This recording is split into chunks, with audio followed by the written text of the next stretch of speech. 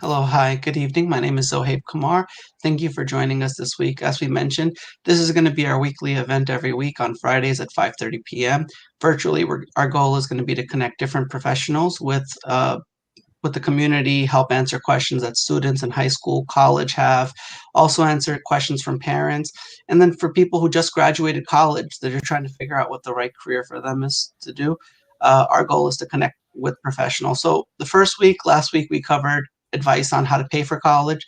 This week, our goal is to cover general tips on how to succeed in college. So, what are some ways that you can get ahead and land that dream job of yours? If you want to go to graduate school, what are some things that you can consider to get ahead? As a brief recap, my name is Zohaib Kumar. I'm a CPA by profession. I work at a government agency as an accountant. And I'll throw it over to Junaid to introduce himself. Assalamu alaikum, everyone. Thank you for that introduction, Zohaib. So, a little bit of introduction about myself. My name is Junaid. I'm a CPA as well. Right after I went to Baruch College for my undergrad and Queens College for my graduate studies. Right after college, I did an internship at Johnson and Johnson and worked in the public accounting firm at PwC as an auditor. Then moved on to consulting route, working at Ernst & Young. So I have worked.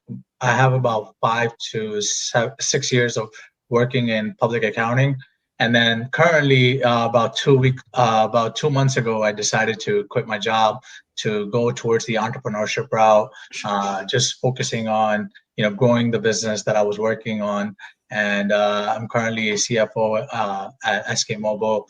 So that's a little bit introduction about myself, and just to kind of make it interesting, a little fun fact about myself.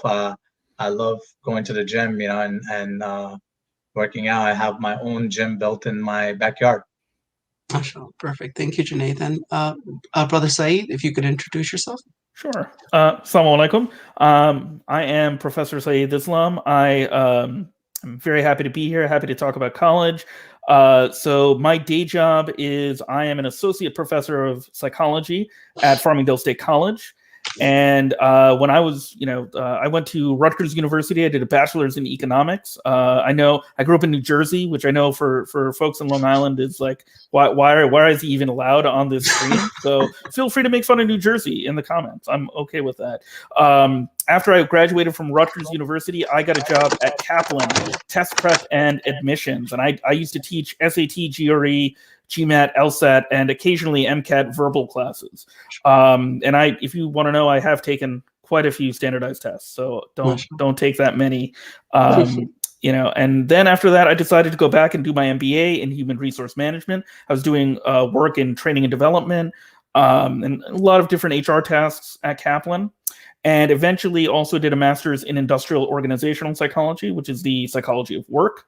And I loved it so much, I said, I'm going to do my PhD in that. And I ended up doing my PhD over at Hofstra University in applied organizational psychology, and eventually ended up as an associate professor at Farmingdale State College. I also have my own consulting practice where we do people analytics. If you want to know what that is, I'm happy to answer that for you. And so we work with large and medium-sized businesses to help them use data to make better human capital decisions. Right? Perfect. Thank you so much. No, it's a great introduction. So what we wanted to do is start off and talk about, because it's Ramadan and we're an Islam-based organization, we want to, highlight those things. So was there anything interesting about being a Muslim and going to college that you can share with us? You want to go ahead, Professor Saeed? Junaid, you can just call me Saeed, like professors for the students, right?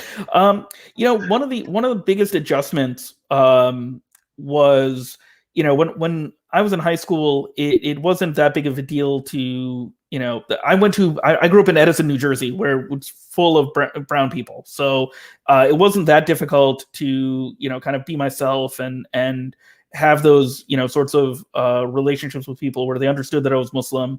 When I got to college, I met with a little bit more opposition to being Muslim, and especially, I don't know if everybody can tell, my last name is Islam. So there's no way to hide that I'm Muslim. Like, everybody knew. So I had to answer a lot of different questions in college in a way that I wasn't really fully prepared for.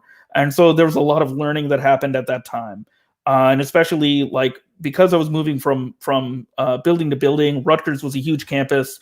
Finding prayer space was a new thing for me. So I ended up praying in a lot of stairwells. That was very commonplace, or in the campus center.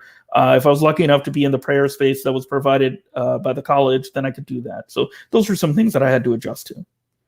So from my side, when I was at Baruch, I didn't have that much difficulty. You know, Baruch being a very diverse school, there's a good Muslim presence over there. And you know, you're in MSA, you have that praying spot available. You had the iftar option available. So you know, it wasn't that challenging because you know, kind of growing up accustomed to that, right? Going fasting while going to school, or fasting while working. So it wasn't that much of a big deal because you know there were other peers in my own circle that were doing it at the same time. Mm-hmm. Yeah, it's not really about there was a very strong MSA presence at Rutgers, but you know I was meeting lots and lots of different types of people and ended up in lots of different types of conversations that I wasn't used to. So there was a lot of kind of intercultural exchange that I had to get used to. And you know that at least the good thing that came out of that was that I'm very confident and comfortable in talking about being Muslim, and I can answer a lot of basic questions now that I don't think everybody can. So that was a good experience for me. Absolutely. No, thank you. That's helpful. So one thing I want to throw out there, if you think about college success, that's the topic for today, right? That means different things to different people, right? Everybody's going to college for a different reason, and they might not be trying to get the same thing out of their college experience. Some people are going to college because they need to go to college to go to graduate school, law school, medical school, and get their MBA. Other people are going to school because their parents are telling them they have to go to college, right? Other people are going to school and most people are probably going to school to get a job at some point, whether it's right out of college or a few years after college. And then other people are going for the learning experience to then potentially go a PhD route. They want to research something. So everybody's college goals are going to be a little bit different. Keeping all of that in mind, what's some overall advice you can share about how college is different from high school? So you have parents of high school students who haven't had kids that have gone to college, or kids who are in high school ready to graduate, and they're like, how's college so different from high school? Isn't it the same thing? If you guys could share some advice, thoughts on that. Sure. So I'll take a first stab at that one. You know, I think in high school is more like, you know, you have a teacher that's kind of checking up on you. Hey, did you do your homework? But at the same time, when you're in college, there's nobody checking up on you, right? You have that independence. And, you know, one of the best thing about college is, you know, you are on your own and you're meeting different people. Nobody's checking up on you. And you just got to make the best of it in college. Go out there, you know, get involved in is what you make in college, right? I mean, it's the best time of your career that you'll have. I mean, in high school, you have someone checking up on you on things. You don't have that much of an independence. You're 18 years old, and you know, you can make college for the best of your experience, right? You can use it to learn as well. You can go out there, make friends. You can build a lot of your, you know, leadership skills by being involved in clubs.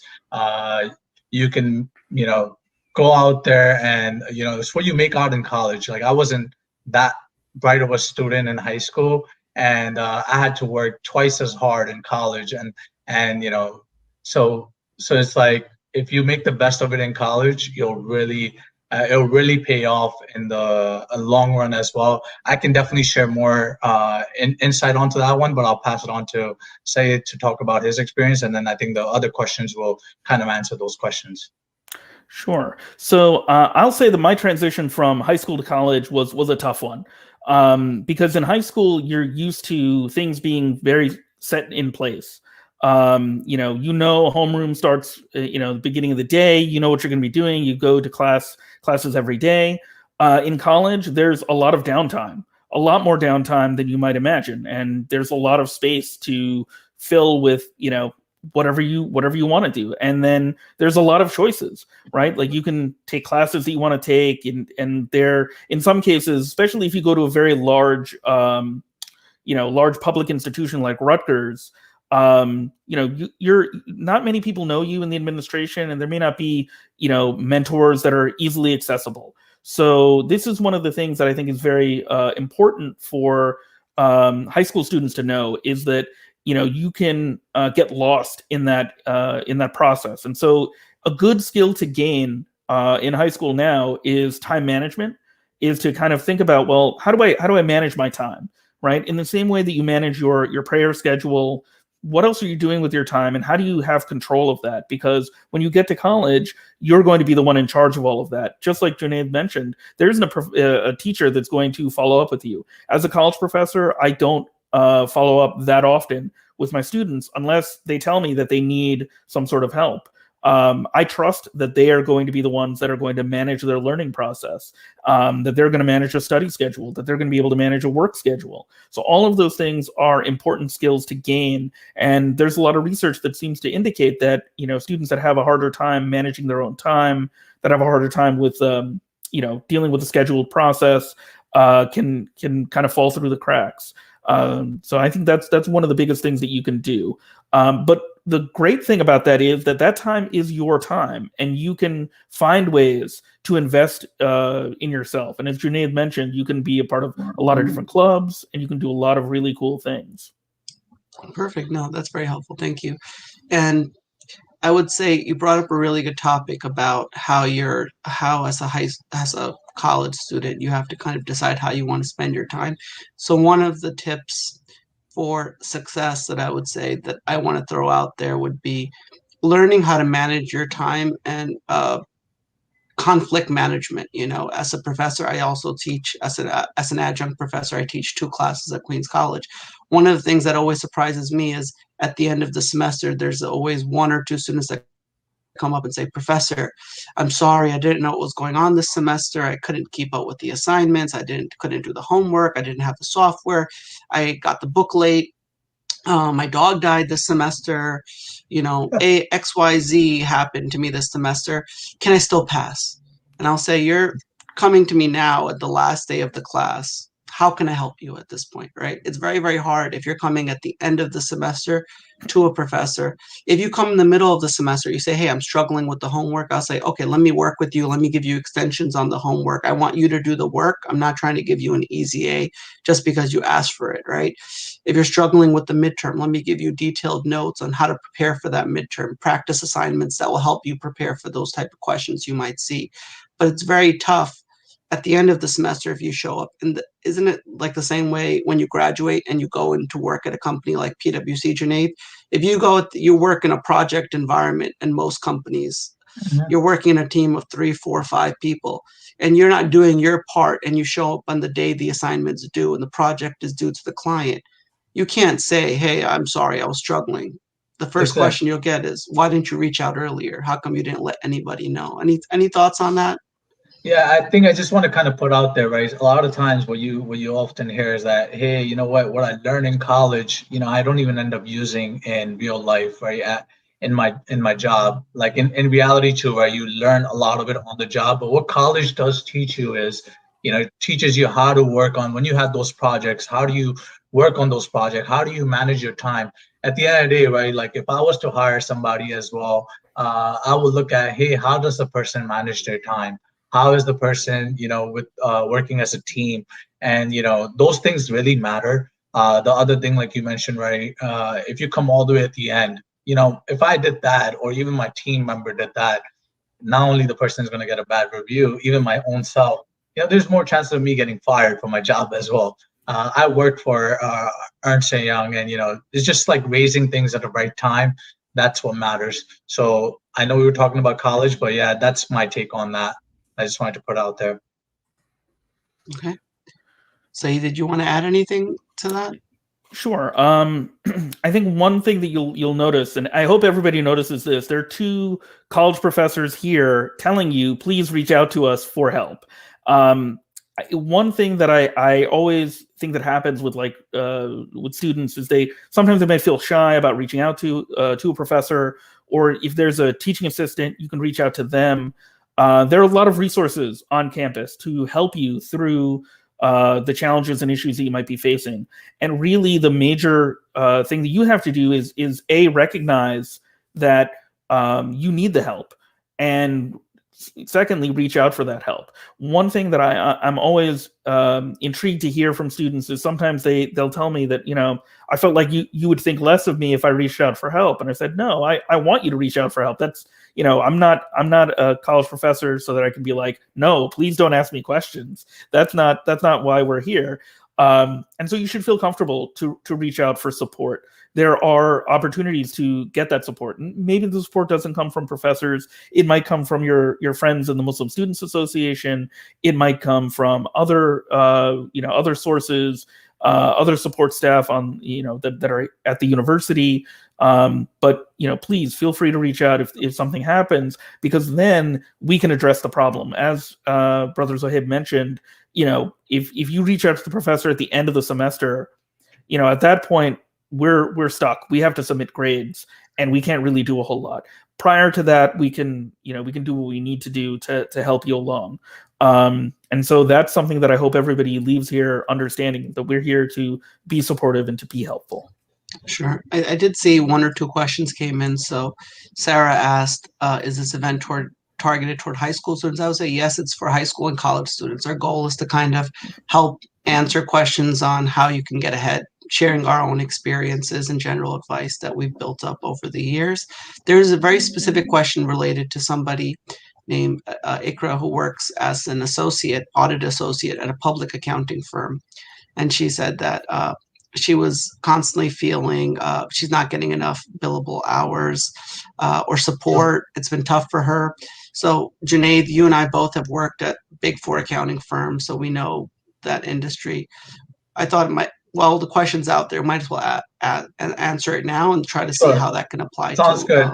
Ikra, we could kind of make it a little high level here, and then you can always feel free to reach out to me even after the event via email, and then I can connect with you and give you additional advice. But here's because in the past 6 years, right, when I was in the first 6 years in public accounting, there were some downtime that I had as well, right? And it's like what you make of your downtime. Sometimes you have to talk to the right people at the right place, right? Sometimes talking to your peers can help. Sometimes, usually in the public accounting firm, there's a counselor assigned to you. You can talk to a counselor, be like, hey, this is what I'm going through. What do you recommend? Or another thing that you can do is being involved in the firm, just like, in the college as well, right? If you're more involved out there, you're going to make the best of it. So like, I remember there were some downtimes that I had as a manager at Ernst & Young. And one thing I did was I was getting involved in these social committee events, and our social committee group, which was organizing like fun events for the whole practice of about 300 people.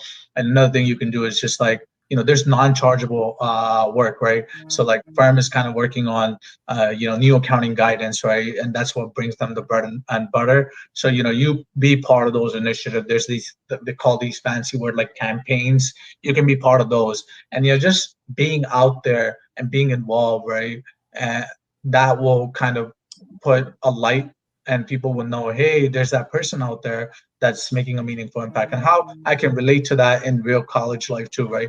A lot of times we are shy, to kind of hear a no. When we hear that one no, what we will say is, nah, man, I don't want to go to that person, man. I'm afraid, that I will hear a no again. Hey, what's the worst you're going to hear? Just a no, another no, right? So might as well go up to the person. Like, I heard so many no's and I didn't give up. Like, even like when I was going to college and I wanted to work for these Big Four accounting firms initially.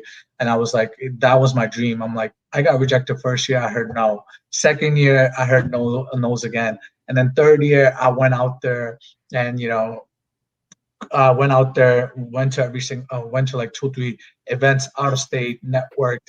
And, that year while I was in Queens College, I ended up getting a job at Johnson & Johnson and at PwC, both of them at the same time. I took both of these offers. One was an internship, one was a full-time offer. So I got things lined up. So you know what? Sometimes being persistent and, a lot of it is also being, and it's what you believe in.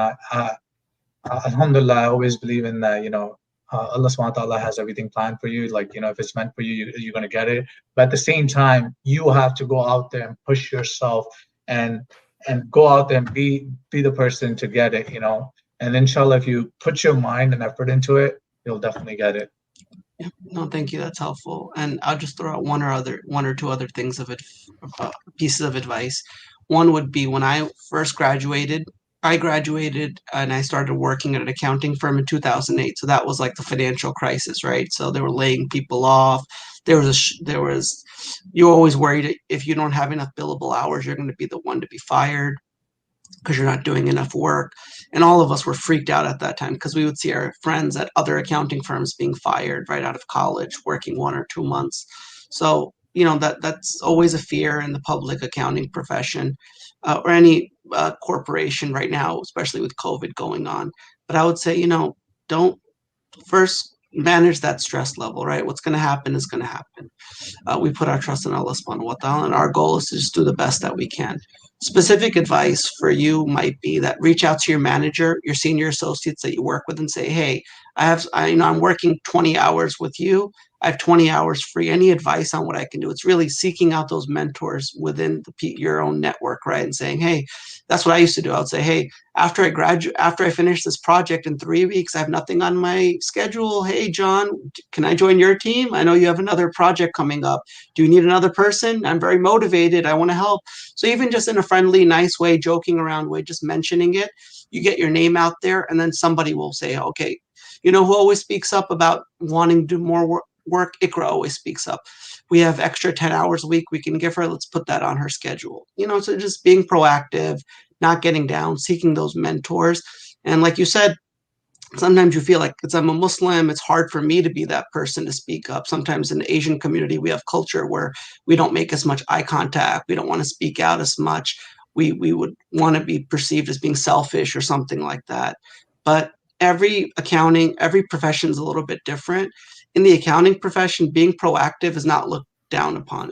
They like that. So don't be scared to speak up, and even, don't feel isolated or anything like that. Any other thoughts, Saeed?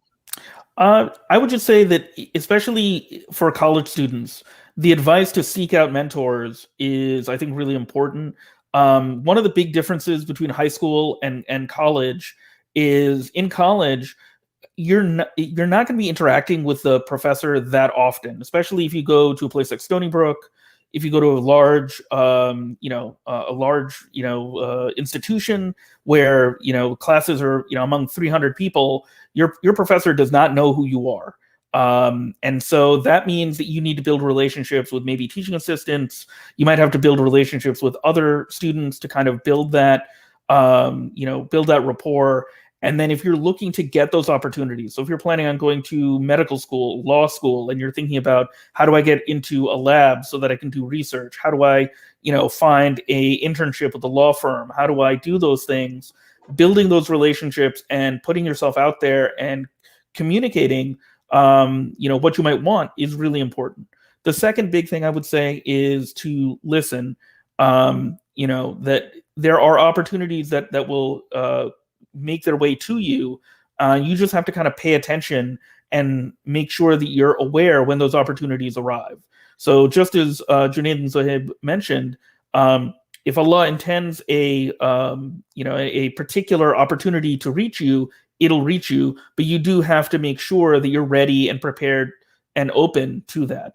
Otherwise, you'll end up missing that opportunity. So it's important to to kind of be ready for those opportunities to arise and to kind of build those relationships. I can personally, in graduate school and in my work as a business owner, personal relationships are everything. I get referrals, I get research opportunities through personal relationships. And if I had done more of that in college, I think things would have been maybe a little bit easier for me.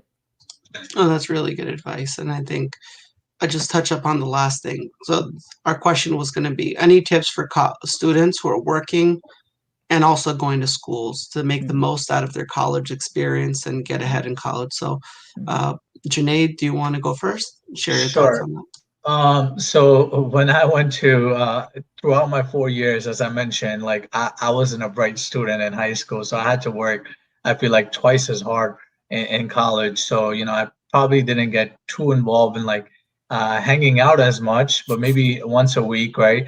But then, I was always working while going to school at the same time. And at times, I had to pay the bills as well. So I had to take on an unpaid internship and working at the bank, and taking classes in the city and commuting at the same time. So it was like, doing all, and I see a lot of students do that. It's not like, hey, I'm the only one who kind of went through that, but there's a lot of other people that being in Baruch College, and you kind of saw that coming. So like, it just you just have to basically manage your time, right? Time management is a key, right? You need to prioritize, hey, what's important to you, right? Hey, is working really hard, like in that 4 months during that semester. Once you do that, you have that 1 month that comes around, right, in January, off, and then you have another 2 months off in the summertime, right? And if you just work really hard, even Monday to Thursday in college, right, where you're working and going to school at the same time, you have the weekend, 1 day to yourself, right? So that's one thing I'll just say I'll have to share. Okay. Thank you. Saeed, do you want to share some thoughts on that? Sure. So one thing that we know from research in psychology is that people overestimate how much time they have, and then they underestimate how long they think things will take. There's a lot of research on this, and this is a very common misconception that people tend to have. And so one thing I would say is be really honest with yourself about how long you think an assignment is going to take, so that you can actually deliver it to the level that you expect. And then build your schedule around that. And one of the things that I hear very consistently among students is that they want to finish really fast. Hey, can I finish 4 years of college in a year? Is that like something I could maybe do? Probably not. So be honest about the timetable that you're on. If you know that you're committed to 4 years, finishing 4 years, maybe take a class in the summer if you need to work, or plan your work schedule so that you work during the summer and maybe cut back the hours in the fall and the spring.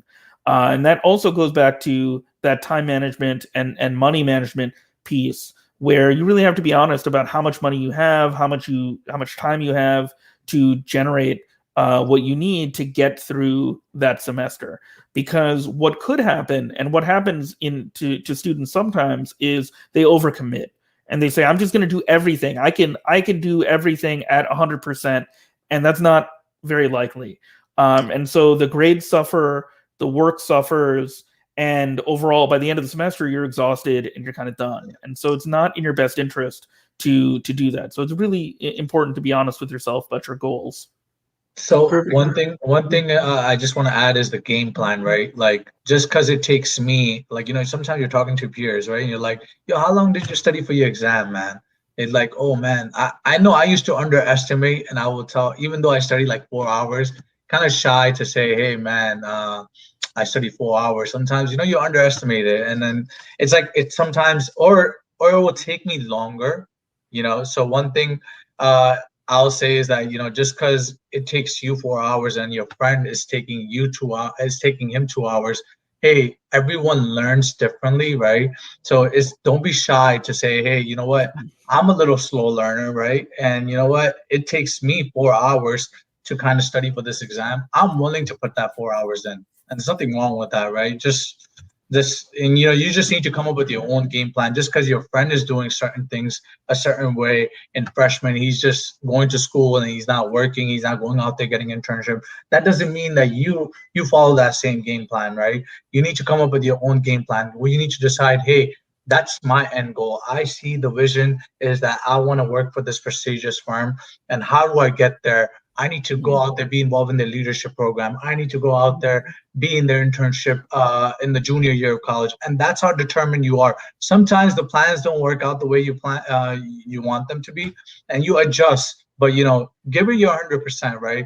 I mean, if you're going to spend $20,000 a year or even $5,000, and what's more important, not even the money, if you're putting in your time into college, right? If you're spending that 1 hour, make the best of it.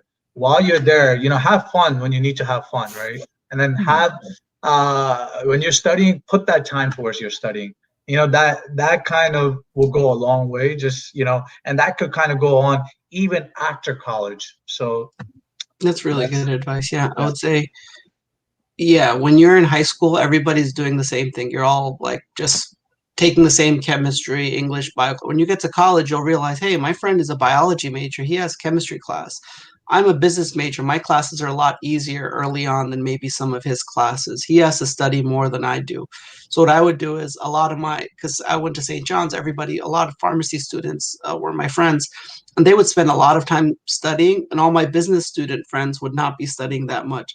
So I got into the habit because I was closer to the pharmacy guys. I would sit with them when they're studying. I'll say, I might as well study something. So I would start getting ready for the next semester if I was done with the current books, or because I knew I wanted to go to law school. I got a law school book, so I would just study for the LSAT exam. So you're gonna see that it's like find people with good habits that can help you, and that's a good skill set to have in general. Like even when you'll see some people who are always sitting at the library just drinking coffee and talking and stuff like that, who go late to class, who skip out on classes and stuff like that. You have to really, it's a test for you to figure out how you can manage your time and how you spend your time. And to circle back on the topic about working and managing your job and your career, I would say the other thing to manage is don't overburden yourself. Some people take on 40 hours of work and then try to take 18 credits in college. It's very, very hard to do that and be successful at both of them. And it will depend on what you want to do when you graduate. If you need to go to graduate school, you need a good GPA. That GPA matters. If you're just going to graduate and you're going to go into a career path, and your GPA is only going to matter maybe for your first job interview, or you're in a non-competitive field where it doesn't really matter that much, as long as you get your degree, then it won't matter as much. It won't hurt you. But I know people who graduate, who are in their fourth year about to graduate, and they have like less than a 3.0 GPA, and they want to work in an accounting firm at the top accounting firms. And I'll say, your GPA is too low. They won't even give you an interview. It's like, but the reason it's low is because I was working 40 hours a week.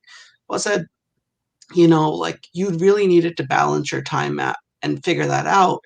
And maybe you needed to go back. Maybe now you need to go back for a master's degree and just focus on the college and get your GPA up in graduate. And that can make up for your lower undergraduate degree. So there's like ways you can work around it. I've seen people with low GPAs that are graduating, and they'll say, look at my core GPA. All my science classes are good. All my major business classes are good. Yes, I got a C in English. Who cares about English? You know what I mean? And I have seen like recruiters take that into account and say, oh yeah, your core GPA is pretty good. Your overall GPA was not good. Or you switched majors before, you were a bio major and you wanted to do medicine, but you decided to switch, and that GPA is dragging you down. And there are options like pass fail that can help eliminate some of those bad grades that are not important if the school permits it. And there's other ways you can kind of manage that grade, but you have to know, like, is my GPA important to me or not for my next step in my career path? If so, you really have to carefully manage that GPA. And I don't know if it's the same with you, Said, but if students come to me and say, I used to be a graduate research assistant at St. John's, they would go to the professor and say, I need a B to pass, I'm graduating. The professor would try to help them get to the B and try to guide them and give them extra credit or something, more opportunities.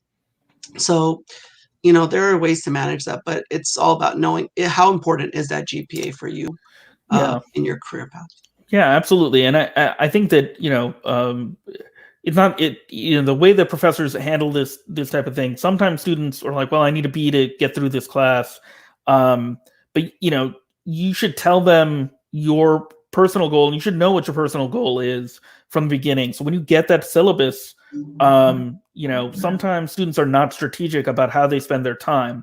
So the syllabus tells you what assignments are worth. So if there's an assignment that's only worth 10% of the grade versus an assignment that's worth 30% or 40%, you want to spend more time on the 30 or 40% and maybe not work as hard on the 10% assignment. So that idea of not, going 100% for everything, plays out in even how you strategically think about the assignments in your courses. So that's a skill that I don't know if every high school student necessarily thinks about. In high school, you've got the assignment that's due at that particular time. It's worth however much it's worth, and your goal is to just finish it. In college, you can make, different choices, and you can also look for extra credit opportunities, or, try to be more involved in other ways within that search. So lots of different ways of doing that. No, that's helpful. That's good advice.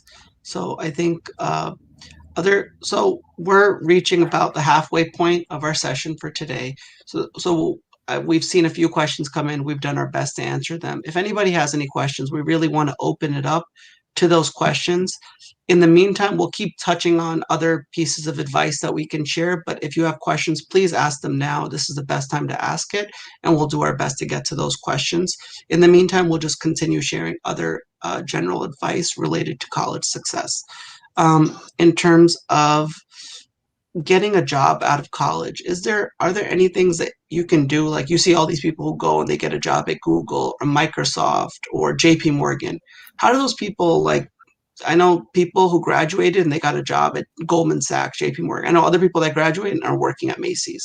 How do you, if you're a business major or within a specific field, if you really want to graduate with a job, any tips you guys can share with us on how to do that successfully? Sure. If you don't mind, I can go No, first. go ahead. Yeah, so basically, I kind of touched on those points a little bit, and I was saying that, like, what you can do in freshman year, sophomore year, right? Depending on the field that you're in, especially in business, right? It requires a lot more. Like, you need to be involved in school. You need to be part of like clubs.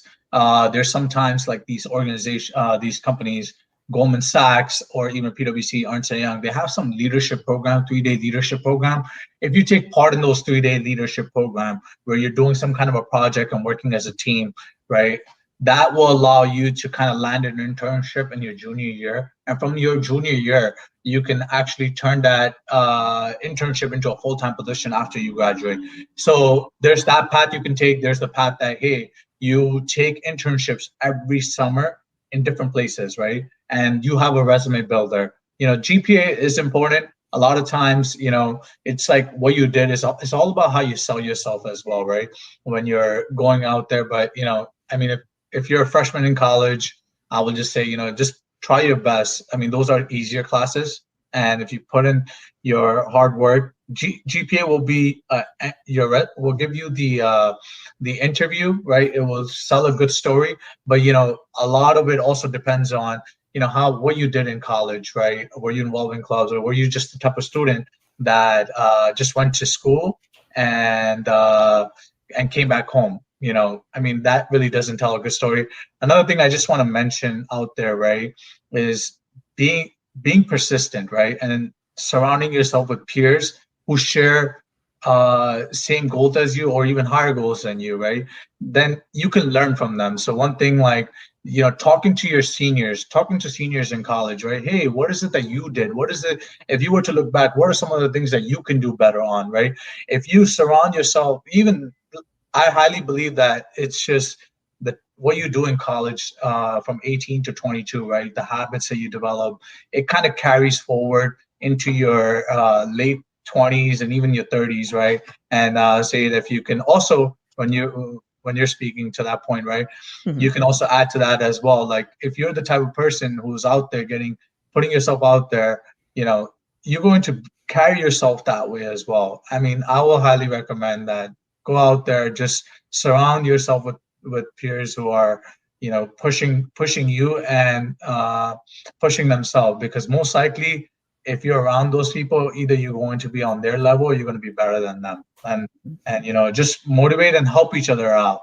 And that's what I did. And, in college, I was just out there with my Queens College. I went to different conferences and I took friends with me to these conferences. And that's how I ended up getting a job, by being involved with these organizations called National Association of Black Accountants. Every field has some kind of a professional organization you can be part of. Say, I'll pass it on to you. Okay, great. So I think there are two things that we can talk about here. One is it really depends on where you're starting. If you have a clear idea, freshman year, I'm going to medical school, that's what I really want to do. Then you kind of can build from there. Sometimes, though, when people start college, they're not 100% sure. And I sort of had that experience. So when when I started college, I was convinced that I was going to go to medical school. I have a lot of doctors in the family. I was really interested in the field. So I started taking the courses. I knew what I had to do. And I did an internship between my junior and senior year, and didn't really like working in a hospital. Really, was not like any of the TV shows I'd seen. It was not like that at all. I was like, man, I do not enjoy being in the hospital. What am I going to do? And so from that point, I had to figure out a new career because I'd invested so much time into going into medicine. So I tried things. So what I would suggest to anybody who maybe if you're thinking about going to college and you don't have your whole life planned out, freshman and sophomore year is a great time to maybe try things, see what those courses are like, see what you enjoy. More important than enjoyment is what are you interested in doing day to day? Whatever job, whatever career you're taking, even if you don't love it, you have to kind of live with it for the 8 hours a day that you're there. And it at least should satisfy whatever needs you happen to have with regards to, whether it's monetary needs, whether it's, something that you feel like, oh, this is going to fulfill me personally. And no one else could answer those questions except you. And so those first couple of years of college can be years of exploration where you build relationships and network with people and kind of learn about a variety of different jobs. One other thing that you could do is you can also speak to professionals that are in the field right now. So if you really want to know what it's like to be a CPA, or if you want to know what it's like to be a government accountant, you can reach out to Brother Zohaib and Brother Junaid. They're happy to answer those questions, and they'll be able to tell you the reality of the job more so than what you might be experiencing in your class. So those are things that you can do to kind of learn about where your career might go and what you have to do.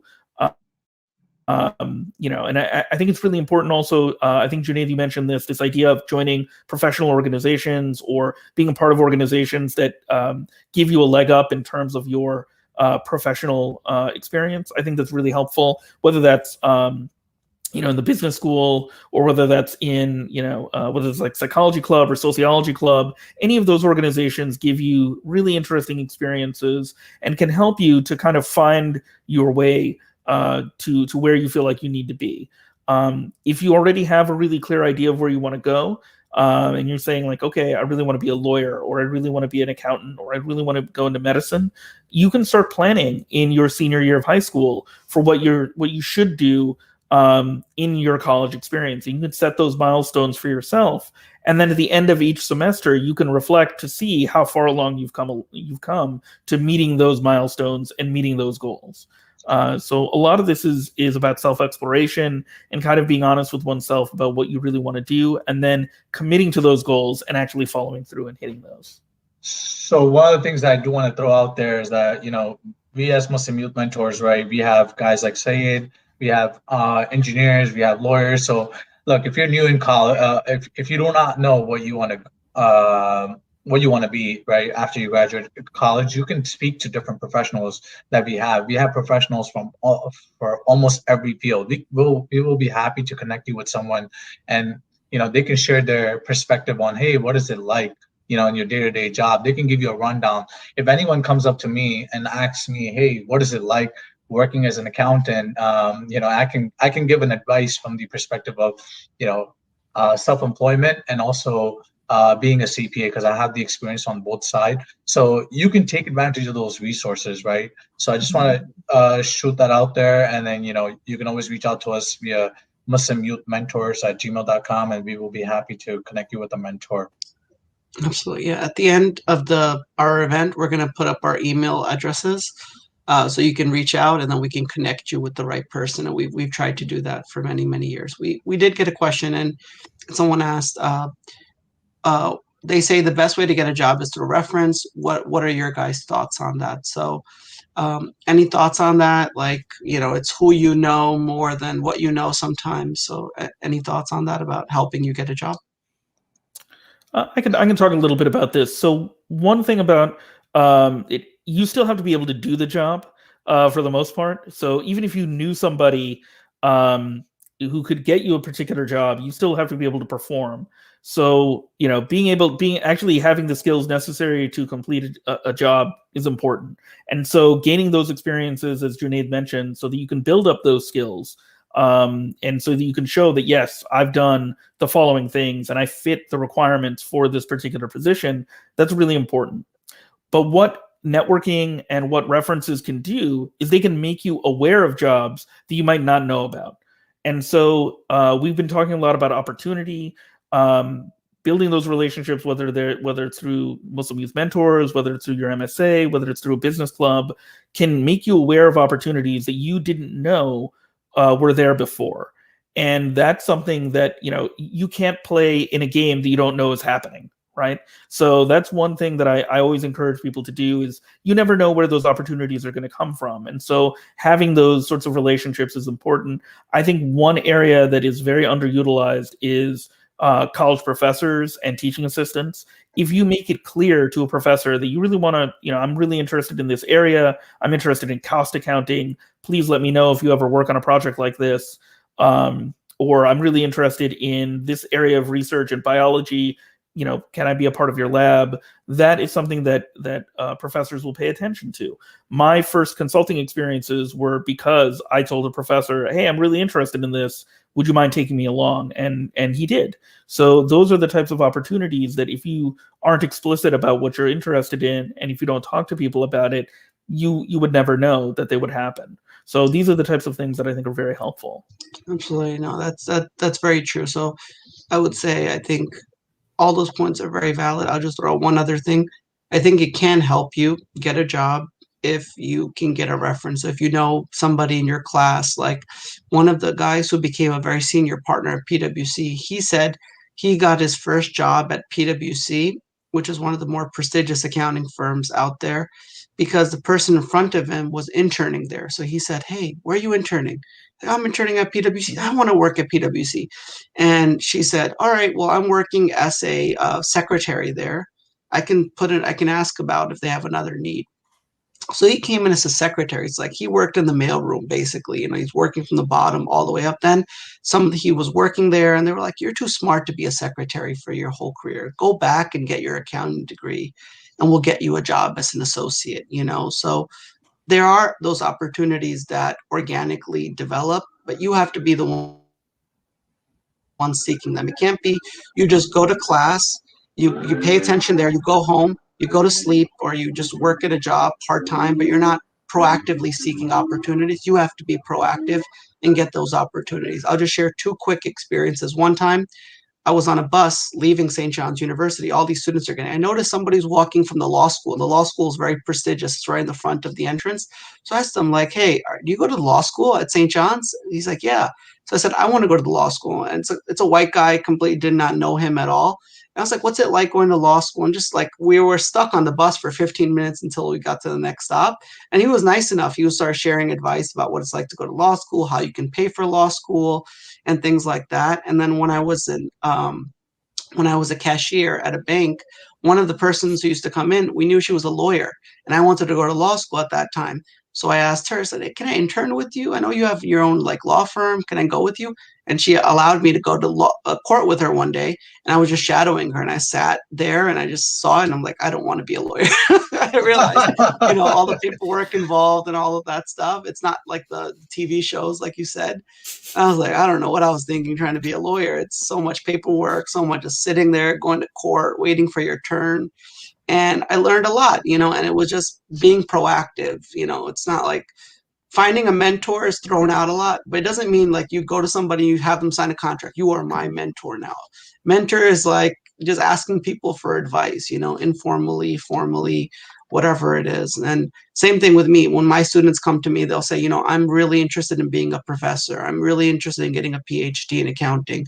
Any thoughts? And I'm like, oh, perfect. I know that route. I've gone that route, and I can share my own experiences or connect with someone.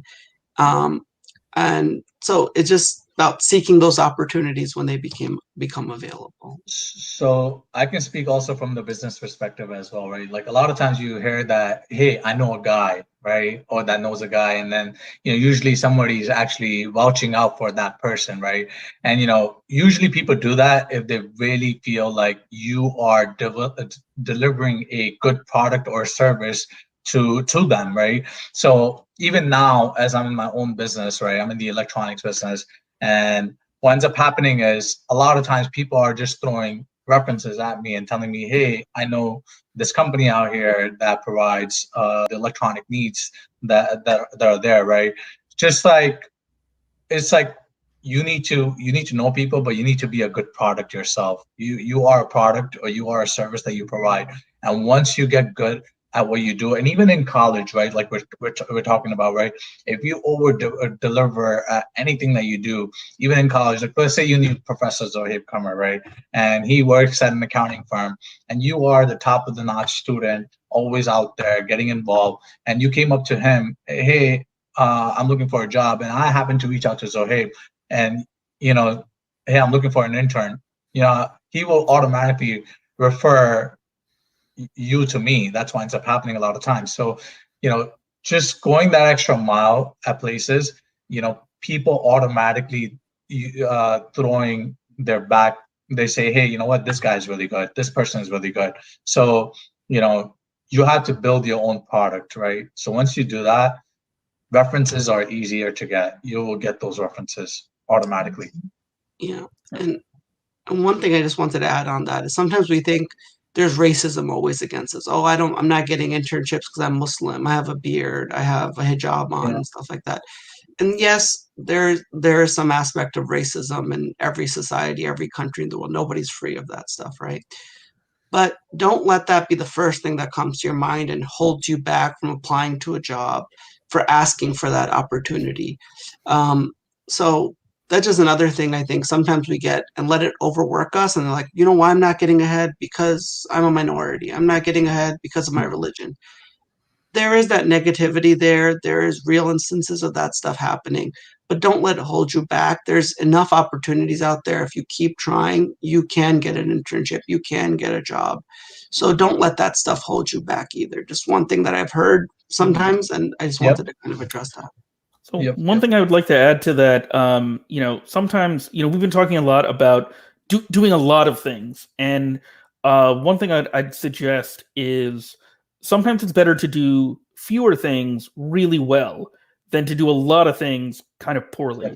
In Islam, we call this idea ihsan, right? Doing something so that you beautify it and you make it as good as possible. So maybe you don't get to do every opportunity, or you don't get to join every club, but you join one club and you do a great job there.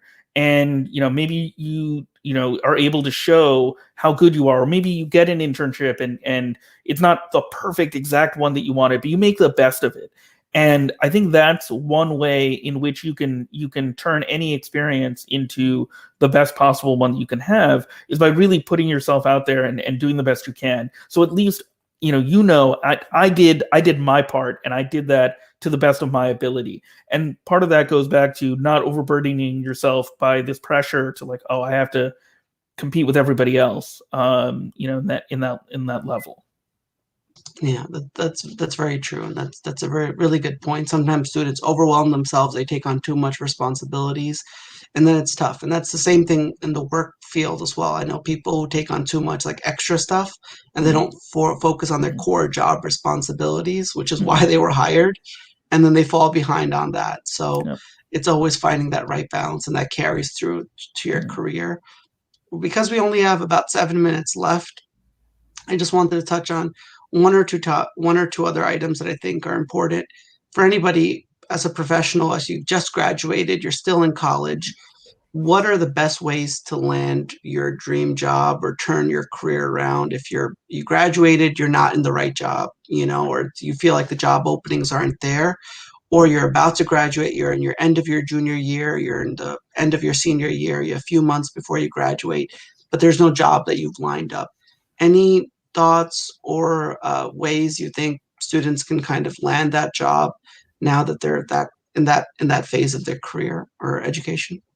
So I kind of did one route, right? That, hey, things didn't work out for me first year. As I told you, I got rejected by PwC, or one of the big four accounting firm. And then second year, I also got rejected. So time was ticking for me. I'm like, hey, what do I do now? So I delayed my graduation by one semester. I'm like, you know what? I'll go out there. I delayed it even by 1 year. I took a semester break. And then I went to Queens College, and delaying I ended up taking 1.5 years to graduate from my master's program instead of 1 year, because that allowed me to kind of network. I put it out there. Hey, you know what? I'm going to study for my CPA in the first semester, and I'm only going to take 1 or 2 classes instead of taking 4 or 5 classes.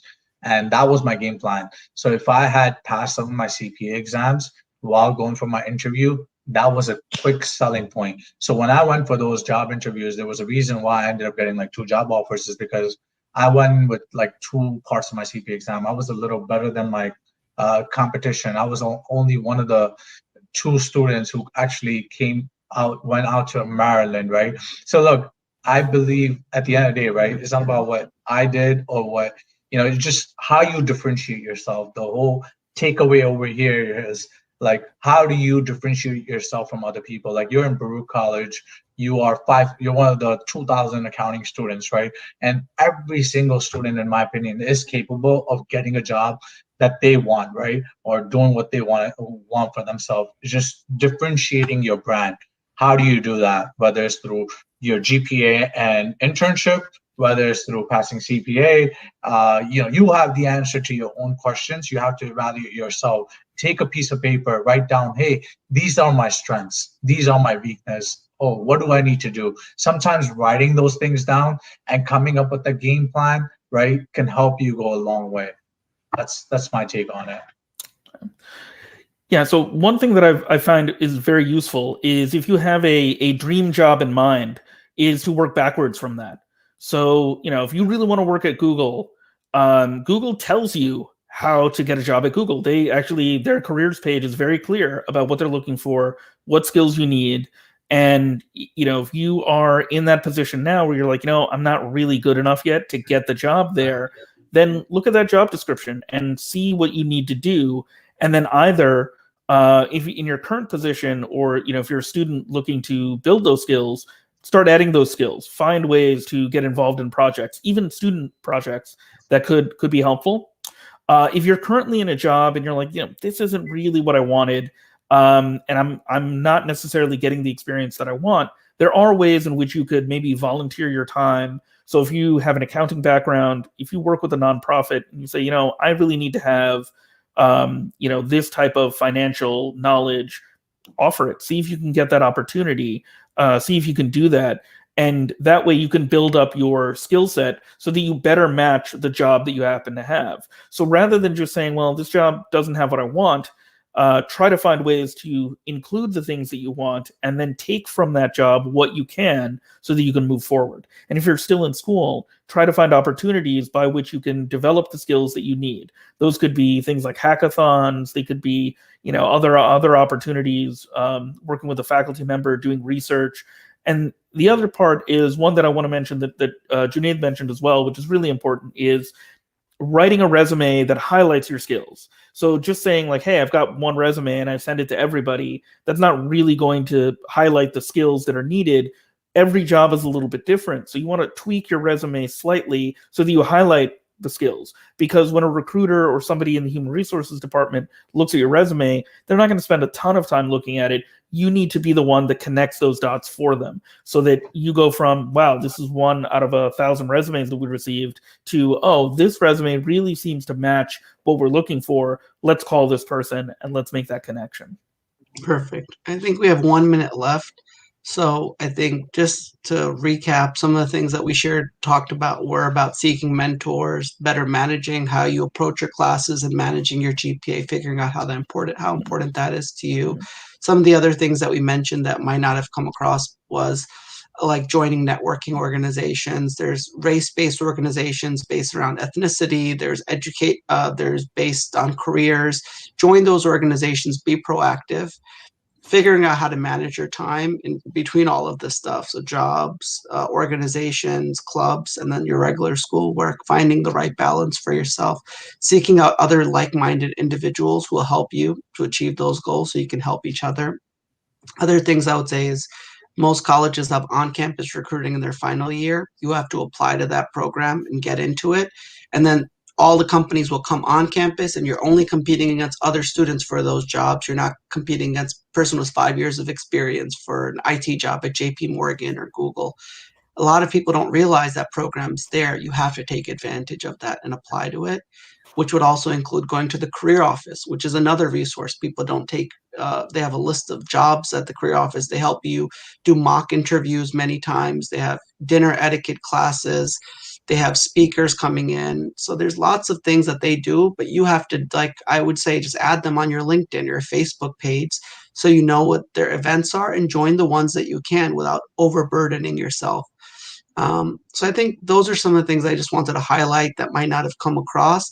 And the final thing is apply to as many jobs and internships as possible. Don't be scared about applying. Go to career fairs, used to be in person, now they're virtual. Go to those events. If you're not there, you can't get a job, right? And there could be 200 employers there. So you have to step out, take the day off, take a half day off from work. If you're working and going to class, tell your professor, I'm going to miss a class today.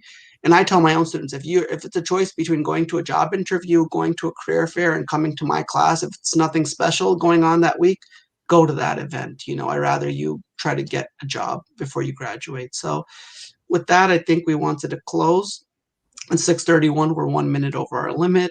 And thank everybody for joining us. Next week, we're going to have 2 speakers talking specifically about careers in IT. And then we have our emails at the bottom of the screen. So Muslim Youth Mentors at Gmail and info@Masjid Hamza. You can email either a group and we'll try to connect you with either speaker if you have specific questions for them. So next week, we're going to talk about careers in IT. And we want to ask all of you guys to join us next week. And thank you. Thank you to speakers and thank you for everybody for joining us. Assalamu alaikum. Thank you, guys. Assalamu Assalamu alaikum. alaikum.